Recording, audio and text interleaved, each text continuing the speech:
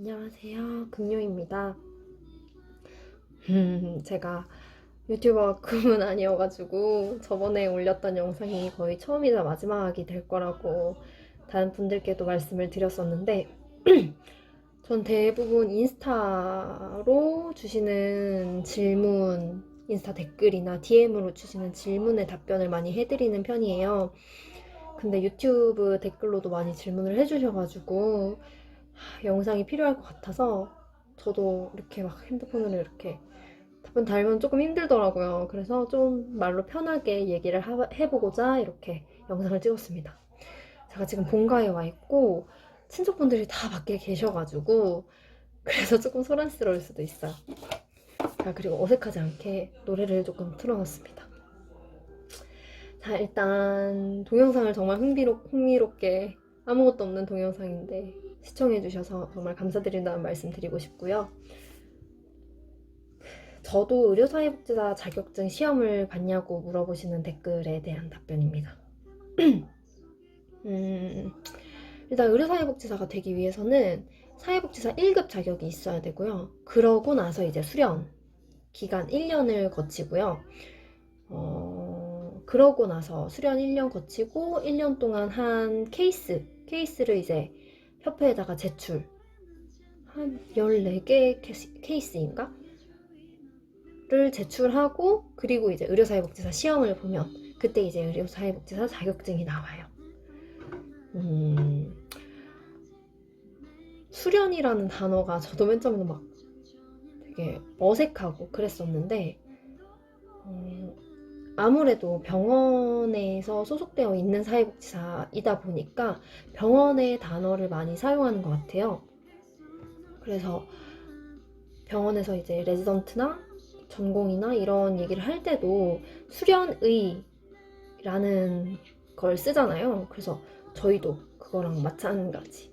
그래서 수련 사회복지사라고 하거나 인턴 사회복지사라고 합니다. 뭐 일반적인 과에서는 인턴이라는 게 한 달 회사에서 일하고 경험하고 그러는 건데 사회복지 계열에서 인턴은 1년이에요. 1년.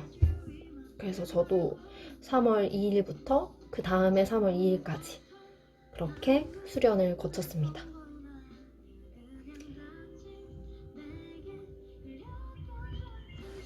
그리고 의료사회복지사는 하는 일이 병원에서 일하는 사회복지사라고 생각하면 되나요? 아님 뭔가 더 다른 일도 하시나요? 라고 질문을 주셨는데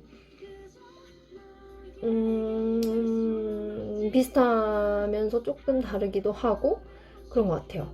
근데 사회복지사가 하는 일이 워낙 광범위하다 보니까 제가 아직 저도 햇병아리라 그렇게 병원 사회복지사, 의료사회복지사에 대해서 잘 안다고 자부할 수는 없는데 아무래도 병원은 각 질환에 따라서 개입하는 방법도 다르고 특히나 이제 정신과 같은 경우도 정신건강의학과도 있다 보니 그래서 조금씩은 다르게 접근을 하는 것 같아요. 장기 이식, 뭐 소아암 이런 것들 뭐 예를 들어서 뭐 노인 종합사회복지관 이런 거면은 이제 노인을 주로 담당을 하는데 병원은 사실 한 가족 구성원 중에 한 명이 아프면 정말 다른 가족 구성원들도 영향을 받기 때문에 가족에 대한 개입도 하고요. 가족에 대한 상담도 하고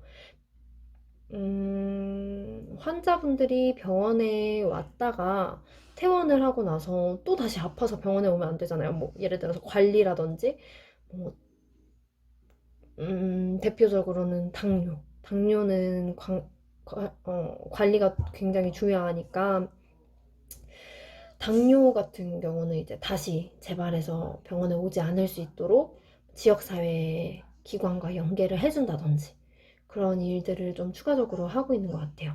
그리고 그런 상담뿐만 아니라 장기 이식의 경우는 장기 이식 상담 평가 이런 거를 하다 보니까 제가 그 분야는 아니어가지고 자세히 알지는 못하지만 이제 어, 이식을 함에 있어서 이게 지금은 순수성 평가라고는 하지 않지만 정말 순수한 마음으로 기증을 하는 건지 매매나 이런 위험이 있다 보니까 그런 평가를 하기도 하고요.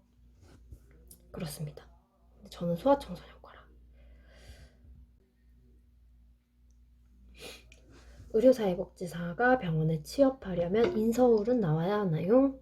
라는 질문에 아닌 것 같아요. 제 주변에 인서울 아니신 분들도 꽤 많이 계시고 그렇습니다. 네, 인서울 아니어도 돼요.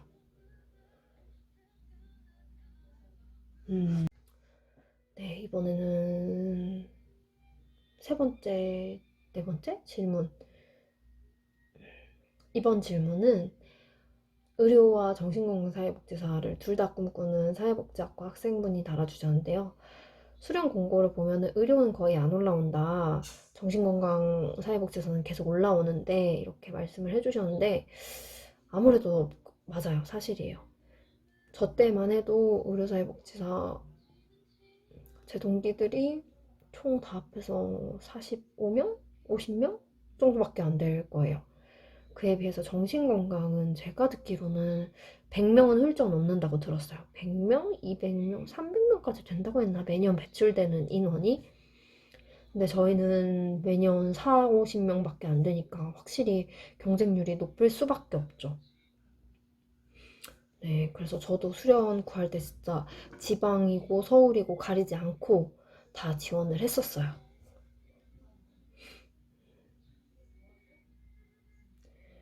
다음 질문. 혹시 의료사회복지사는 대학 성적을 많이 보나요? 많이 보는 것 같아요.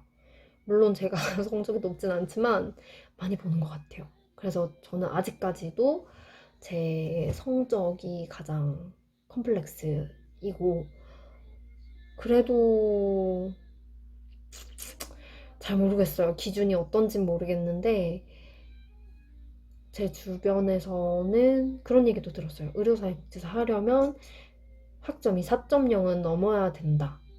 라는 얘기도 많이 들었었고, 저도 실습을 할 때도 거의 성적 때문에 많이 떨어졌었고, 그래서 자원봉사 했던 기관에 실습 지원을 냈었는데, 그때 불합격 통지를 받고 나서 또 계속 이제 봉사활동 나갔으니까, 그때 이제 팀 선생님들께서 하시는 말이 성적이 너무 아쉽다라고 얘기를 하셨어요.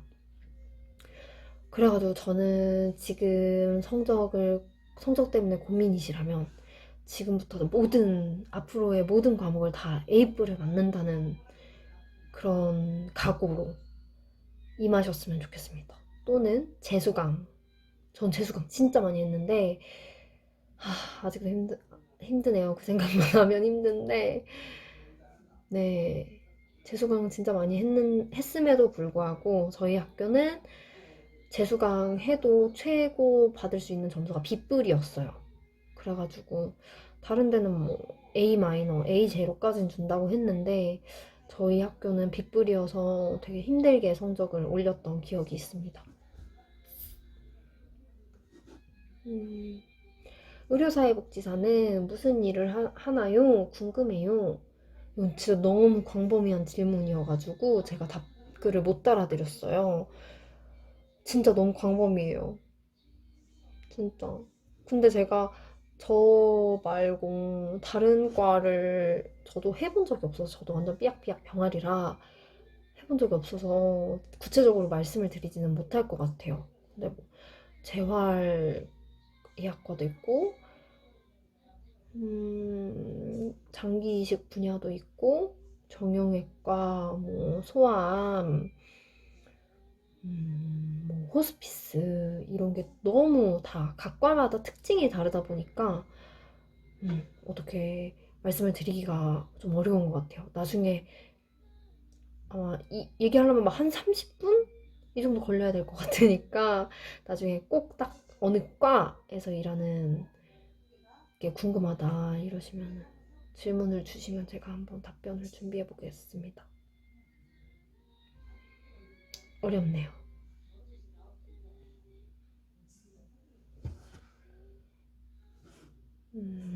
그리고 저도 의료사회복지사를 희망하는 학생입니다. 4년제 사회복지학과를 나와서 1급 시험을 보고 1년 실무 경력이 있어야 하는데 경력은 어떻게 쌓나요? 모든 조건을 충족하면 의료사회복지사 자격증을 또 따야 하는 거죠. 여기서 말하는 1년 실무 경력이 수련이에요.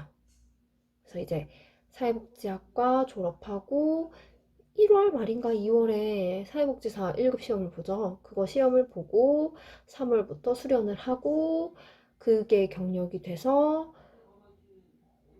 수련이 끝나면 의료사회복지사 자격증을 따고 이렇게 이게 이제 의료사회복지사가 되기 위한 루트라고 볼 수 있습니다. 그리고 병원의 어느 분야에서 일하고 계실까요?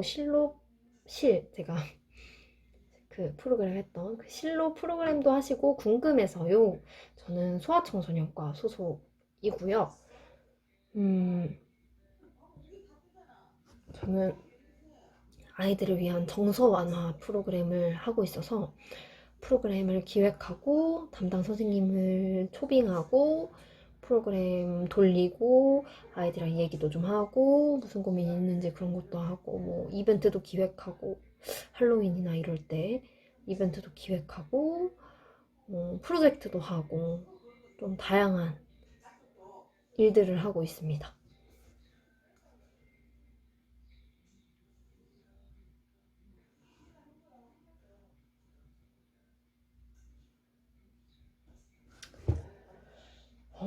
정신건강이랑 의료사회복지 두 과목을 수강해야 수련이나 실습이 가능하거나 의료사회복지사 할 수 있는지 궁금해요.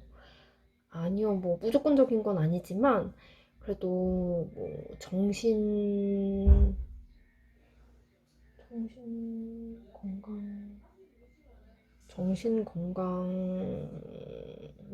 맞아요. 정신건강론이나 의료사회복지론을 수강하면 우대를 해주긴 해요. 왜냐면 저희 이제 지원서 넣을 때 무슨 과목을 들었는지 이렇게 체크하게 되어 있는데 그때 이제 그거를 보신다고 하시네요. 그렇습니다. 최대한 들어놓으시는 게 좋을 것 같아요. 그리고 의료사회복지사 수련 신청할 때 병원에서 어떤 점을 메리트로 보고 뽑나요? 다들 학생인 상태에서 수련 신청하나요? 라고 물어보셨어요. 어떤 점? 사실 정말 인사팀과 뽑으시는 분들의 기준은 저도 제가 그 자리는 아니어서 말씀을 못 드리기는 하지만 그래도 열정을 많이 보시는 것 같아요. 앞으로 이 자리에서 정말 열심히 노력해서 한다는 거. 사실 진짜 수련이라는 게 일을 하는 게 아니고 배우는 시기이다 보니까 얼마나 열심히 배울 것인지 그런 거에 대한 어필이 중요할 것 같아요. 그리고 다들 학생인 상태에서 수련을 신청하지는 않아요. 저 같은 경우는 물론 대학을 졸업하기 전에, 그쵸? 2학기 겨울에 이제 수련 면접을 보러 다녔으니까 학생인 상태에서 수련을 신청한 거긴 맞는데 뭐 다른 분야에서 종사하시다가 오시는 분들도 계시고 졸업하신 상태에서 뭐 조금 텀이 있다가 이제 수련을 지원하는 분들도 계시기 때문에 다들 학생인 상태는 아니에요. 네. 그리고 마지막 댓글 7시간 전에 달린 댓글이에요. 이제 막 의료사회복지 쪽에 관심이 생겨서 준비를 시작하는 대학교 4학년 재학 중인 학생분이신데 늦은 것 같아서 불안. 그래도 꼭 도전하려고 합니다. 라고 하셨는데 저도 4학년 때 결정을 했어요. 4학년 1학기 들어가기 직전에. 그래서 진짜 나 진짜 많이 늦었다 라고 생각을 하고 지원을 했던 거였지만 그래도 저도 지금 이 자리에 있으니 다들 너무 늦었다고 생각하지 마시고 열심히 하셨으면 좋겠어요. 제가 실습도 그렇고 봉사도 그렇고 다 진짜 4학년 때 했거든요.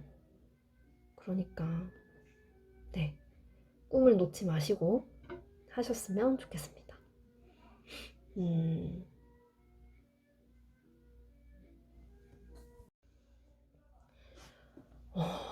이제 질문이 끝났습니다. 어렵네요. 아, 참 어려운 거였어요. 사실 제가 인스타그램도 원래는 수련일기라는 이름으로 계속해서 이제 병원 일상을 올리고 그러다가 이제 어쩌다 보니까 이제 다른 병원에서 알게 되셔가지고 안 좋게 끝이 났어요. 그래서 뭔가 이렇게 나서서 정보를 전달하고 이러는 거에 사실 엄청 걱정이 있었거든요. 그래도 저는 제가 수련을 준비하면서 가장 힘들었던 점이 정보가 없다는 거였어가지고 그래서 꼭 나중에 내가 의료사회복지사가 되고 나면 좀 학생분들이 궁금하시는 것들이나 이런 거를 꼭 알려주고 싶다라는 생각이 들었거든요. 그래서 이렇게 하게 됐는데 이게 도움이 잘 되는지는 잘 모르겠어요. 그래도 뭐 궁금한 점이나 이런 거 댓글 달아주시면 제가 최대한 제가 아는 선에서 근데 물론 이건 다 진짜 다 개인적인 저의 경험이고 제 얘기이니까 너무 막 절대적으로 이 사람이 말하는 게 다 맞아 이렇게 하시면은 안 돼요. 안 돼요. 제가 책임질 수 없습니다. 그렇기 때문에 그냥 좀 참고 정도로만 봐주시면 감사하겠습니다. 그러면 오늘 여기까지 영상을 봐주신 분들께 정말 감사하다는 말씀 드리고 네 그럼 저는 다음번에 뵙겠습니다. 안녕. 안녕. 어 근데 진짜 너무 영상 앞이라고 제가 목소리 너무 이렇게 올린 것 같긴 하지만 좀 자연스럽게 해보도록 하겠습니다. 다음부터는 안녕.